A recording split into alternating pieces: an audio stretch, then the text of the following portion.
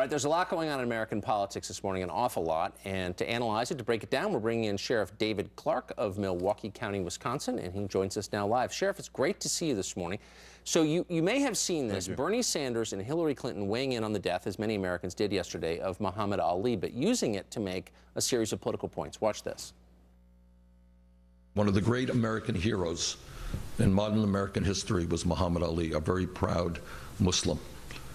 And don't tell us how much you love Muhammad Ali, and yet you're going to be prejudiced against Muslims in this country. And on a day that we are mourning Muhammad Ali, it's worth remembering that we live in a country where people can break down barriers, where they can worship their own God, where they can choose their own name, and where they can lead and follow their dreams as far as their hard work and talent will take them.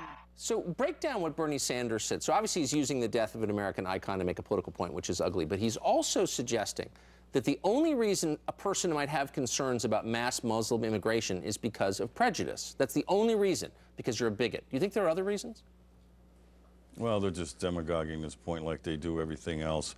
Look, what Donald Trump is against, he's against radical Islamic terrorism. He's against terrorists. He's not against Muslims.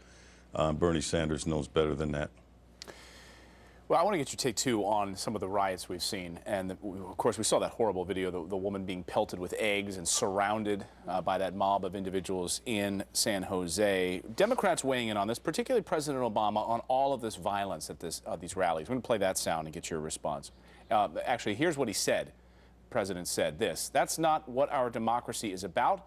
That's not what you do. There's no room for violence. There's no place for shouting. It's very important for us to remind ourselves of who we are and what is best about American democracy and not slip into some of the bad habits that currently manifest themselves in the other party." So it's just bad habits.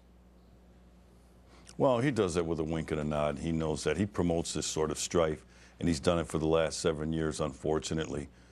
This is nothing more than premeditated, organized violence at these rallies. It's right out of Saul Alinsky 101. You create chaos, you create division, you create dissension. That's what this president has done for the last 7 years. Then he turns around, he wants to blame somebody else. Like I said, right out of Saul Alinsky's Rules for Radicals, which, by the way, Alinsky dedicated to Lucifer. And then you wonder why we get some of the nonsense we get, some of the rhetoric we get in terms of these rallies here. Look, Trump supporters enjoy their First Amendment protection to participate in these rallies just like anybody else. And it shouldn't be done having to go through fear, intimidation, and get bloodied and battered to participate in our democratic state and how we choose the next president of the United States. So they realize, when I say they, President Obama, the Democrats, Mrs. Bill Clinton, Bernie Sanders, know that they benefit from this sort of thing. And what it does is it distracts.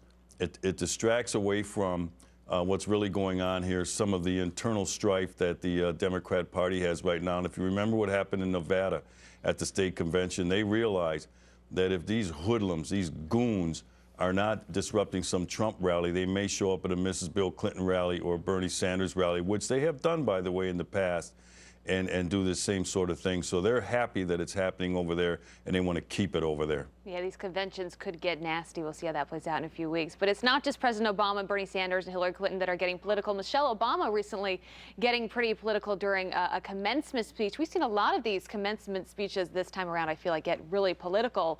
Let's play a little bit of that. In this country, it's never been each person for themselves. No, we're all in this together. We always have been. And here in America, we don't give in to our fears. We don't build up walls to keep people out. Some folks out there today seem to have a very different perspective. They seem to view our diversity as a threat to be contained. They tell us to be afraid of those who are different, to be suspicious of those with whom we disagree. So, Sheriff, there's a time and a place to be political. We were talking about Muhammad Ali, you know, just passing away and how it is already political, but commencement speeches as well. Is this a place to get political? Well, the best part of that speech, and I want to get this right, she said, "Thank you for allowing me to share this final commencement speech with you." That means no other college graduating class will have to hear this racial and divisive demagoguery from the First Lady of the United States. Maybe she'll get invited after she leaves. But the sooner we get to January 20th of 2017, the better off this country will be.